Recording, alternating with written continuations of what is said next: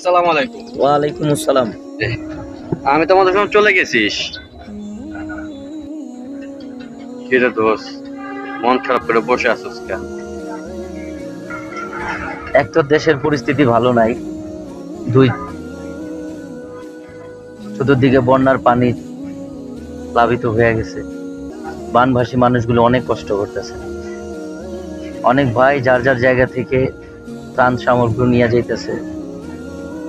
দুঃখের বিষয় হইল সব জায়গায় ত্রাণ নিয়ে পৌঁছাইতে পারতেছে না। যাদের ত্রাণ প্রয়োজন বেশি তারা ওই ত্রাণের জায়গা অব্দি যেতে পারতেছে না। আশ্রয় কেন্দ্রগুলোতে ভিড় জমছে, অনেকে থাকার জায়গা পাইতেছে না।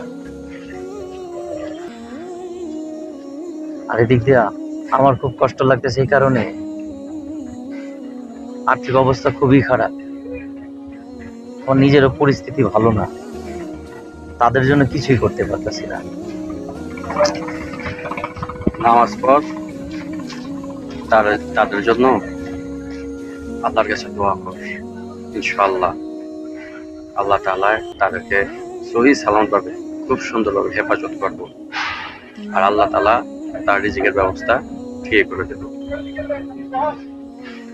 তাই যেন মানুষগুলো অনেক কষ্টে আছে।